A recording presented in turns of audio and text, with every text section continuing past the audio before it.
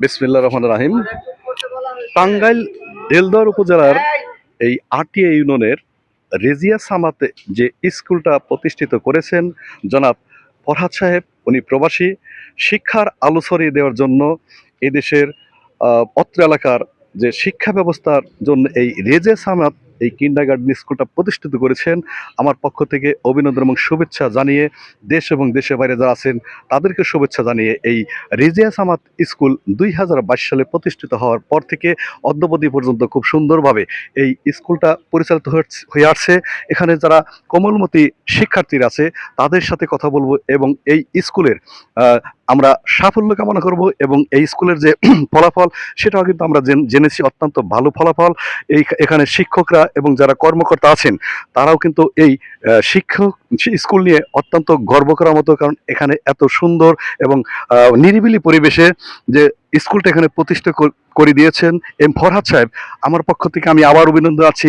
যদিও উনি দেশে নাই, দেশের বাইরে থাকেন এবং বিদেশে থেকে যে তার শিক্ষার প্রতি যে অনুরাগ, শিক্ষার প্রতি যে দুর্বলতা, এটাই কিন্তু তার প্রমাণ। এখানে এই রেজিয়া সামাত স্কুল 2022 সালে প্রতিষ্ঠিত হওয়ার পরে থেকে অদ্যাবধি পর্যন্ত এখানে যারা পড়াশোনা করেন এবং শিক্ষক সহকারে তাদের আমরা এই আমার পক্ষ থেকে অভিনন্দন জানিয়ে, যারা এখানে ছাত্র আছে তাদের সাথে আমি কথা বলবো। তোমরা সবাই ভালো আছো?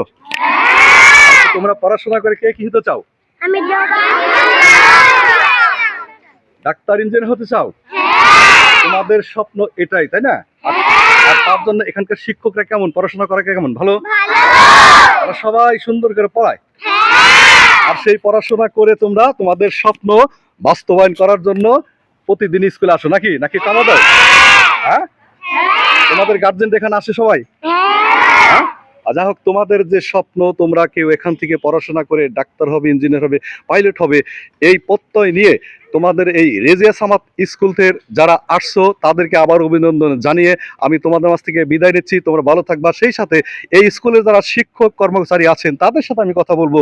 এখানে যারা শিক্ষক, প্রধান শিক্ষক আছেন, দাদা ভালো আছেন আপনি?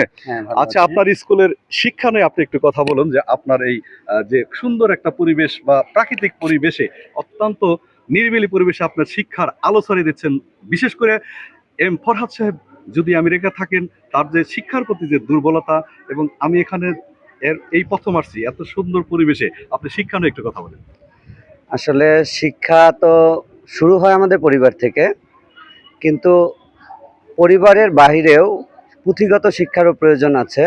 যে কারণে আমাদের এই গ্রামাঞ্চলে আমাদের স্যার এম ফরহাদ হোসেন, উনি আমাদের তার বাবা মায়ের নামে এই রেজিয়া সামাদ একাডেমি প্রতিষ্ঠানটি করে দিয়েছেন। এখানে খুবই যত্ন সহকারে আমার সকল শিক্ষক শিক্ষিকারা বাচ্চাদেরকে পড়াশোনা করায় এবং এই বাচ্চাগুলা প্রতি বছরই অনেক সুনামের সাথে ভালো রেজাল্ট করে আসছে দেলদুয়ার উপজেলার স্কুলগুলোর মধ্যে। আপনাদের দোয়া এবং সকলের দোয়ার কারণেই এটা সম্ভব হচ্ছে। আমরা চাই যে এই বাচ্চাগুলো, ওদের ভবিষ্যৎ আরও সুন্দর হোক, সুশৃঙ্খল হোক, এরা ভদ্র সমাজের জন্য কাজ করুক এবং ভবিষ্যতে এরা ভালো কিছু করুক, এই প্রত্যাশাই আমি আশা করি।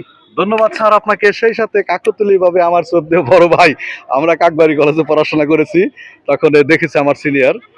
আমি ভাইয়ের সাথে একটু কথা বলবো। আপনি একটু বলেন যে আপনার ভাই ফরহাদ সাহেব এখানে যে প্রতিষ্ঠা করে দিয়েছেন, এই ব্যাপারে ভাই আপনাকে বলে।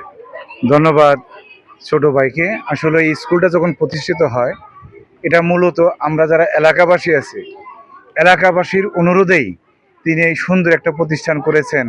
কারণ ওনারও চিন্তাভাবনা আগে থেকেই ছিলেন যে উনি একজন শিক্ষা অনুরাগী, সে শিক্ষাকে ভালোবাসে, তার মাঝেও একটা কাজ করতো যে এলাকার একটা স্কুলের দরকার। আমরাও যখন সাথে সাথে বললাম হ্যাঁ, স্কুল একটা দরকার, কারণ এই এলাকাতে অনেক মানুষ আছে যাদের টাঙ্গাইলে গিয়ে মানে ওখানে বাসা ভাড়া করে ভালো শিক্ষা করার মতো অনেকের অ্যাবিলিটি নাই, কিন্তু তার শখ আছে, সাধ্য নাই। সেই মানের একটা স্কুল যদি আমাদের এলাকায় হয়, যে তারা যাতে গ্রামে থেকেই তাদের বাচ্চাদের এখানে সুন্দর লেখাপড়া করা যেতে পারে, সেই প্রত্যয় নিয়েই, সেই আশা নিয়েই আমরা উনাকে বলি এলাকাবাসী।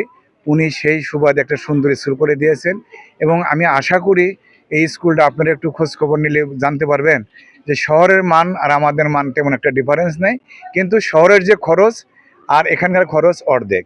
আর আমরা এটাই চেয়েছিলাম যে আমরা অল্প খরচে আমরা ভালো শিক্ষা কিভাবে দেওয়া যায়, এলাকাবাসীরা কিভাবে উপকৃত করা যায়, আমরা সেই আশায় আমরা এই স্কুলটা পরিচালনা করি। ধন্যবাদ। ধন্যবাদ ভাই আপনাকে।